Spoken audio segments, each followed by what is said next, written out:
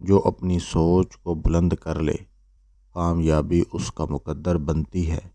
آئیے حضرت علی رضی اللہ تعالیٰ عنہ کے وہ اقوال جانیں جو رہنمائی کی روشنی ہیں۔ دوستوں کے دکھوں میں شریک ہوں لیکن خوشی میں اس وقت تک نہ جائیں جب تک وہ خود نہ بلا لیں۔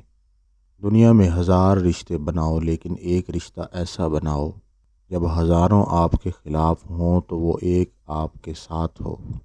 بامروت لوگوں کی لغزشوں سے درگزر کرو، کیونکہ ان میں سے جو بھی لغزش کھا کر گرتا ہے تو اللہ اس کے ہاتھ میں ہاتھ دے کر اسے اوپر اٹھا لیتا ہے۔ خوف کا نتیجہ ناکامی اور شرم کا نتیجہ محرومی ہے، اور فرصت کی گھڑیاں تیز رو ابر کی طرح گزر جاتی ہیں، لہٰذا بھلائی کے ملے ہوئے موقعوں کو غنیمت جانو۔ اے آدم علیہ السلام کے بیٹے، جب تو دیکھے کہ اللہ تجھے پے در پہ نعمتیں دے رہا ہے تو اس کی نافرمانی کر رہا ہے تو اس سے ڈرتے رہنا۔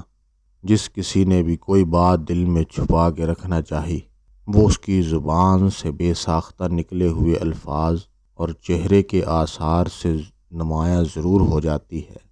مرض میں جب تک ہمت ساتھ دے چلتے پھرتے رہو۔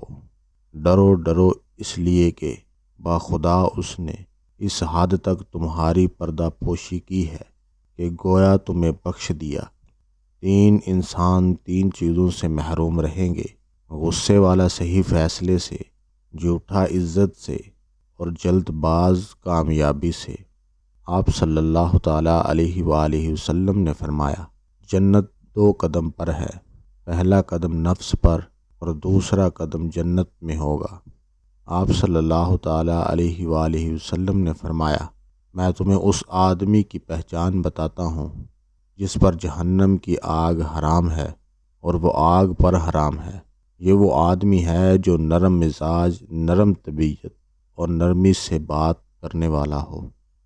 کسی کے برا کہہ دینے سے نہ ہم برے ہو جاتے ہیں اور نہ ہی اچھے۔ اپنی زبان سے ہر شخص اپنا ظرف دکھاتا ہے، دوسرے کا عکس نہیں۔